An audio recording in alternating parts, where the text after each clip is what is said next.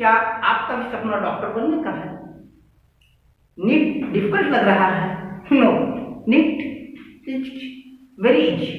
आपको नीट इसलिए डिफिकल्ट लग रहा है कि या तो आप एक ऐसे बुक्स पढ़ते हैं जिसमें इतनी मोटी बुक है, इतना सारा इंफॉर्मेशन है कि आपको समझ में नहीं आता है कौन सा इंफॉर्मेशन रिलेवेंट है, कौन सा इरिलेवेंट। हम आपके लिए लाए हैं एनसीईआरटी टू द पॉइंट, जिसमें जितने भी रिलेवेंट पॉइंट हैं, नीट में कभी भी क्वेश्चन आ रहे हैं, उन सबको एसोसिएट करते हुए आप लोगों के लिए वेल इंफॉर्मेटिव वीडियो लाए हैं। इसीलिए आप हमारे चैनल को देखिए, सब्सक्राइब कीजिए और अपने फ्रेंड्स को रिकमेंड कीजिए, क्योंकि यदि आपने रिकमेंड नहीं किया तो हम मान लेंगे कि आप ट्रू फ्रेंड नहीं है, आप अपने फ्रेंड का भला नहीं चाहते हैं, आप सेल्फिश हैं, आप स्वार्थी हैं। और मैं जानता हूं कि आप ऐसा नहीं है, इसलिए आप खुद वीडियो को देखें और अपने फ्रेंड को भी रिकमेंड कीजिए, ताकि वे भी मेडिकल नीट एग्जाम का एंट्रेंस क्लियर कर सकें और दोनों साथ साथ डॉक्टर बनकर आगे अपने माता पिता का, अपने समाज का, अपने देश का नाम रोशन कर सके। तो हमारे साथ बने रहिए टिल एंड। एंड में सिलेक्शन नीट 720 आउट ऑफ 720 तक हमारे साथ बने रहिए। Welcome to your mate and to educational channel. Dear friends, today we will discuss embryogenesis. पहले समझते हैं एम्ब्रियोजेनेसिस क्या है। Embryogenesis is the process of initiation and development of embryo from zygote of somatic cell।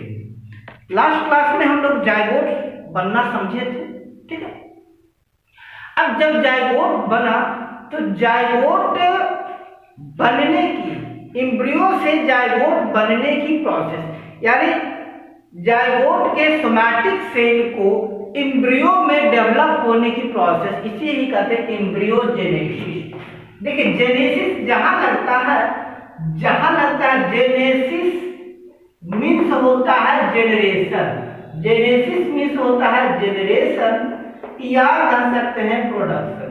इसको हम ऐसे भी कर सकते हैं कि जनरेशन और प्रोडक्शन ऑफ एम्ब्रियो, है ना, जनरेशन और डेवलपमेंट ऑफ, यानी प्रोसेस ऑफ जनरेशन और development of embryo from zygote is known as embryogenesis. Embryogenesis की बात करते हैं तो ये 4 स्टेज का प्रोसेस होता है। स्टेज 1 में फर्टिलाइज्ड ओवा जायगोट में डेवलप होता है। देन मोरुला, ये मोरुला बनता है, फिर मोरुला से डिवाइड होता है। इसमें अब इस डिवीजन के दौरान साइटोप्लाज्म का रिडक्शन डिवीजन होता है, यानी साइटोप्लाज्म की वॉल्यूम कम हो जाती है, ब्लास्टोसाइट्स बनता है और इनके inner and outer cell membrane formation होता है। देन जोना पेलिसुडा डिस्ट्रॉय हो जाता है और ब्लास्टोसाइट फ्री हो जाता है। स्टेज 4 में ये ब्लास्टोसाइट अटैच हो जाता है, अटैच हो गया ना, कहाँ अटैच हो जाता है, ये यूट्राइन वॉल से अटैच हो जाता है ताकि नरिश कर सके। अब हम एम्ब्रियोजेनेसिस को डिटेल में समझेंगे। एम्ब्रियोजेनेसिस स्टार्ट, ये प्रोसेस स्टार्ट होगा कहाँ से, तो हम स्टार्ट करते हैं ओवुलेशन से। ओवुलेशन मींस होता है release of ovum from ovary. Ovary female में पेयर ऑफ ओवरी होता है, ठीक है, पेयर ऑफ फैलोपियन ट्यूब होता है। तो फर्स्ट एक मंथ लेफ्ट ओवरी से ओवम रिलीज होगा, तो अगले मंथ राइट से होगा, फिर लेफ्ट से होगा, फिर राइट से होगा। Each alternate month ovary ovum release करेगा। अब जब ओवम रिलीज करेगा, अब यहां से तो क्या होगा, कोपुलेशन के दौरान मेल जब स्पर्म रिलीज करेगा, सीमेन रिलीज करेगा, तो स्पर्म दोनों साइड के फैलोपियन ट्यूब में मूव करेगा। जिस फैलोपियन ट्यूब में ओवम होगा वहां प्रोसेस होगा, अदरवाइज वो इसके एम्ब्रियो जंक्शन तक आते आते, फैलोपियन ट्यूब तक आते आते वो सारा का सारा स्पर्माटा जो डेड हो जाता है। कोई भी स्पर्माटा जो आपका आपको ओवरी तक नहीं आ सकता, फिम्बरी तक नहीं आ सकता है, वो एम्पुला इस्थमस जंक्शन को क्रॉस नहीं कर सकता है। तो वो आगे बढ़ता है, जिस भी ओवरी में जो भी ओवरी रिलीज किया ओवम, उसके एम्पुला इस्थमस जंक्शन पर जाकर वो रुक जाता है। और स्पर्माटा जो आपकी बात हो रही है, तो स्पर्म अगेन अबाउट 48 डेज तक, 48 to 72 डेज तक, यानी 2 से 3 आवर्स तक, सॉरी 2 से 3 दिन तक वेट करता है। ये एम्पुला इस्थमस जंक्शन पर 2 से 3 दिन तक ही जीवित रहता है। क्यों 2 से 3 दिन तक जीवित रहता है? क्योंकि इनके अंदर, स्पर्म के अंदर न्यूट्रिएंट नहीं होता है। माइटोकॉन्ड्रिया, स्पर्म की बात करते हैं तो इसका जो माइटोकॉन्ड्रिया होता है वो एनर्जी प्रोवाइड कराता है, और इस एनर्जी के लिए सीमेन की आवश्यकता होती है। खैर, इसकी बात हम रिप्रोडक्शन में आगे पढ़ेंगे, स्पर्म कैसे बनता है, स्पर्म में कौन कौन सा कंटेंट होता है ना, पूरी स्पर्म क्या है, सीमेन क्या है, सीमेन का पीएच क्या होता है, सारी कुछ बातें हम स्टडी करेंगे आगे। अभी हम ब्रीफ में समझिए, तो स्पर्म यहाँ वेट करता है। अब जो ओवम रिलीज हुआ, ये ओसाइट्स डेवलपमेंट हुआ, मैच्योर हुआ, है ना, ऊगोनिया oocyte में हुआ, oocyte में होता हुआ ओवम ये रिलीज किया।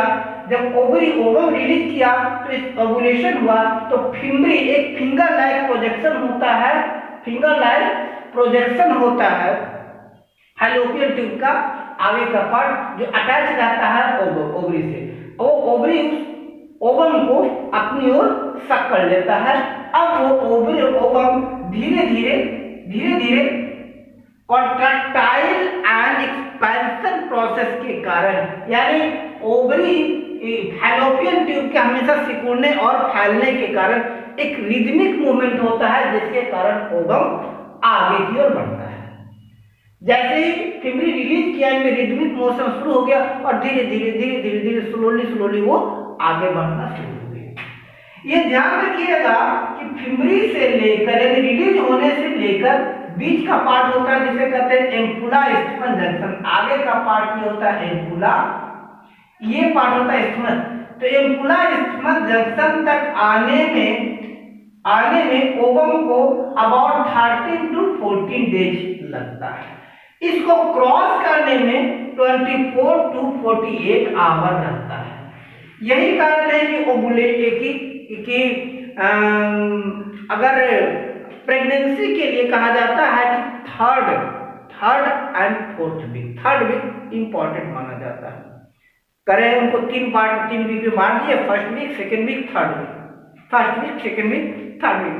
तो कहते हैं फर्स्ट वीक, क्योंकि ओवुलेशन, क्योंकि जो मेंस्ट्रुएशन फ्लो को नहीं लेते, तो फर्स्ट वीक उसमें चला गया, सेकेंड वीक, थर्ड वीक। तो कहते हैं थर्ड वीक क्रूशियल होता है ना, थर्ड वीक को क्रूशियल होता है। थर्ड वीक के दौरान ये कहाँ पहुंच जाता है, एम्पुला इस्थमस जंक्शन पर। लगभग 30 to 40 डेज लगा, और ये जो आपको 1 to 2 डेज लगता है इसको क्रॉस करने में। एक बार एम्पुला इस्थमस जंक्शन को क्रॉस करेगी ओवम, तो उसके बाद वो फर्टिलाइज नहीं हो सकता। अगर ओवम एम्पुला इस्थमस जंक्शन को क्रॉस कर गया तो वो फर्टिलाइज नहीं हो सकता। अब स्पर्माटोजोआ वेजाइना से, यूट्रस से होता हुआ, फैलोपियन ट्यूब से होता हुआ आगे की ओर बढ़ता है। और ये जैसा कि अभी हम समझे थे कि एम्पुला इस्थमस जंक्शन पर ये 2 से 3 दिन तक वेट करता है, उसके बाद वो डिजेनरेट हो जाता है। तो 3 डेज ये प्लस 2 डेज ये ले लीजिए, 3 to 5 डेज क्रूशियल होता है फॉर फर्टिलाइजेशन। अब बात करते हैं कि यहाँ सपोज करते हैं स्पर्माटोजोआ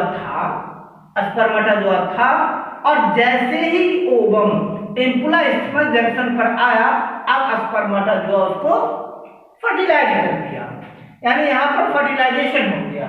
अब जैसे ही फर्टिलाइजेशन हुआ, तो फर्टिलाइजेशन के प्रोसेस के दौरान, फर्टिलाइजेशन में क्या होता है वो समझते हैं। मान लीजिए ये ओवम न्यूक्लियाई है और ये स्पर्म आया, तो स्पर्म का एक्रोसोम होता है। एक्रोसोम क्या करेगा, ओवम का बाहर का हिस्सा जो होता है जोना पेलुसिडा, क्या कहते हैं इसको, जोना पेलुसिडा, जोना पेलुसिडा। तो ये एक्ट्रोसोम इसके जोना पेलुसिडा को डाइजेस्ट कर जाता है, इसमें एंजाइम्स होता है।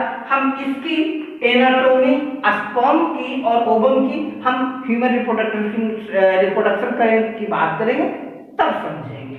अभी हम समझ रहे हैं कि क्या हुआ, ये स्पर्म जो हो गया इसके जोना पेलुसिडा को डिस्ट्रॉय कर दिया, जनरेट कर दिया, खा गया, ऐसे एक्ट्रोसोम नष्ट हो गया। अब जिसके कारण चूंकि यहाँ पर बायोकेमिकल रिएक्शन होता है, अब इसका स्पर्म का हेड इसके अंदर इंटर कर गया और बाकी इसका डीजनरेट हो गया। तो ये इंटर कर गया। अब क्या हो गया, इसके बाद अब इसमें ओवम की बात करते हैं तो ओवम में दो न्यूक्लियाई हो गया, एक ओवम न्यूक्लियाई जो इसका था और दूसरा स्पर्म न्यूक्लियाई। यहाँ आपको दो न्यूक्लियाई दिख रहा है, स्पर्म न्यूक्लियाई। तो जब दो न्यूक्लियाई बन गया, इस स्टेज को कहते हैं जाइगोटिक स्टेज। ये जाइगोटिक स्टेज है, या इसको कहते हैं जाइगोट फॉर्मेशन। ये जाइगोट बन गया।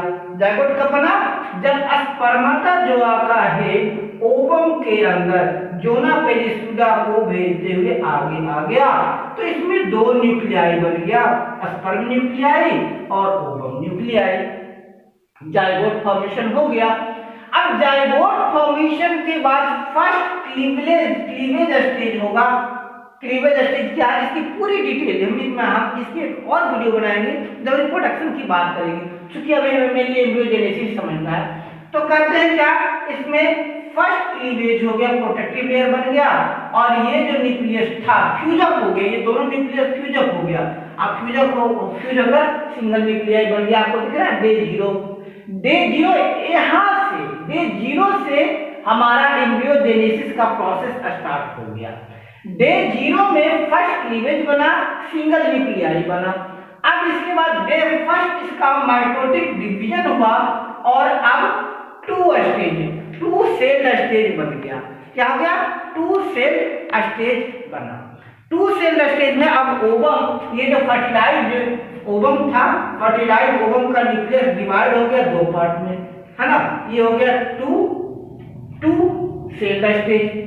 अब ये आगे बढ़ा, डे टू में ये दोनों सेल अगेन डिवाइड हो गया और डिवाइड होकर के ये फोर सेल स्टेज में आ गया।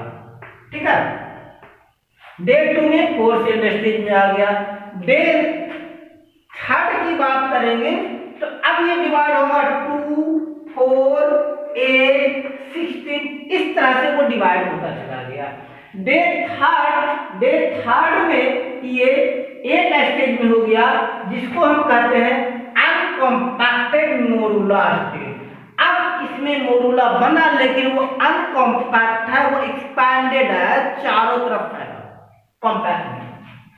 अब इसके बाद जो न्यूक्लियाई था इसका डे थर्ड में, डे फोर्थ में ये 16 सेल स्टेज में आ गया। अब इसका 16 सेल हो गया और साथ ही साथ इसका मोरूला बन गया बाहर की। अब इसके बाद डे फिफ्थ में आ गया और मोरूला कंसेंट्रेट हो गया यहाँ पर, और ये देख रहे हैं अर्ली ब्लास्टोसाइट स्टेज जो कहते हैं कि सारा मोरूला यानी जो सारा जो न्यूक्लियाई है 8 न्यूक्लियाई यहाँ गया और 8 इसको यहाँ आ गया, दो एंड बन गया, पोलर एंड बन गया। तो इसको कहते हैं अर्ली ब्लास्टोसाइट स्टेज। अर्ली ब्लास्टोसाइट स्टेज क्या है जानने के लिए मेरे साथ बने रहिए। फीमेल रिप्रोडक्टिव सिस्टम की बात करें तब वहां डिटेल से बात करेंगे। अभी हम डिटेल बात नहीं करेंगे क्योंकि करेंगे तो वीडियो बहुत लंबा हो जाएगा और हम अपने मूल चीजों से भटक जाएंगे, क्योंकि उसमें एक अलग वीडियो बनेगा। उसमें आपको मोरुलेशन का अलग वीडियो हम बनाएंगे, आपको पूरा मोरूला स्टेज बनाएंगे, समझेंगे कि मोरूला कैसे होता है। हम ये समझेंगे 2, 4, 8, 16 कितना तक जाता है। तो डे 5 में यहाँ पर जो ब्लास्टोसाइट्स बनता है, अर्ली ब्लास्टोसाइट, ये अर्ली ब्लास्टोसाइट हो गया। अर्ली ब्लास्टोसाइट में यहाँ पर ये जो न्यूक्लियाई हो जाता है, ये न्यूक्लियाई ऐसे डेवलप करते करते 70 to 100 न्यूक्लियाई तक में बदल जाता है। अभी देखिए सिंगल न्यूक्लियाई बना था, सिंगल न्यूक्लियाई डे 5 में आते आते 70 से 100 न्यूक्लियाई में कन्वर्ट हो जाता है। इसके बाद आता है 6, डे 6 की बात अगर करते हैं तो डे 6 में आता है लेट ब्लास्टोसाइट स्टेज, लेट ब्लास्टोसाइट स्टेज, जिसे हम लोग कहते हैं हैचिंग भी कहते हैं। इसमें एम्ब्रियो हैच हो जाता है, जोना पेलिसुडा शेड ऑफ हो जाता है, रप्चर हो जाता है, डिजेनरेट हो जाता है। इसके बाद आ गया डे 8 to 9, इस दौरान इम्प्लांटेशन होता है, यानी ये जो ब्लास्टोसाइट बना है यूट्राइन वॉल से इम्प्लांट हो जाता है, चिपक जाता है, इसमें फिंगर लाइक प्रोजेक्शन आता है। अब इम्प्लांटेशन की प्रोसेस को हम समझेंगे, हैचिंग हम समझेंगे, हम रिप्रोडक्शन की बात करेंगे। तो यहाँ पर ये इम्प्लांटेशन हो गया। तो अब हम कहते हैं क्या कि फर्टिलाइजेशन से लेकर इम्प्लांटेशन तक की जो पूरी प्रोसेस है इसी को हम लोग कहते हैं एम्ब्रियोजेनेसिस। क्या कहते हैं? एम्ब्रियोजेनेसिस। अभी हम देखें कि किस तरह से एक जाइगोट 2, 4, 8, 16 से होता हुआ 70 से 100 स्टेज में डेवलप हुआ, जोना पेलिसुडा बना, उसके बाद आपको जोना पेलिसुडा सेट अप हुआ, इम्प्लांट हो गया। जब ये इम्प्लांट हो गया तो इसको हम कहेंगे एम्ब्रियो। तो कहता सिंगल ओवम सेल को एम्ब्रियो में कन्वर्ट होकर इम्प्लांटेशन की जो कंप्लीट प्रोसेस है इसी को हम लोग कहते हैं embryogenesis. This is all about today's video. Be with us, we will bring you more informative, more interesting video for you so that medical की राह आसान हो जाए, आपकी इंटरमीडिएट की भी राह आसान हो जाए और आप इंटर में भी बहुत अच्छे मार्क्स लाओ और आप उन बच्चों में मत नहीं बन पाओ जिनके लिए क्या होता है, इंटर तो डिफिकल्ट हो जाता है। बहुत से बच्चे होते हैं है ना, जिनका इंटर डिफिकल्ट है, नीट आसान है, नीट डिफिकल्ट है, इंटर आसान नहीं, आप दोनों आसान बनिए, हमारे साथ बने रहिए। फ्री की वीडियोज है, वीडियो देखते रहिए और हमें भी प्रोत्साहित करते रहिए। अपने फ्रेंड्स, अगर वीडियो अच्छा लगता है अपने फ्रेंड्स को हमारे चैनल के बारे में सजेस्ट अवश्य कीजिएगा। Thanks for watching.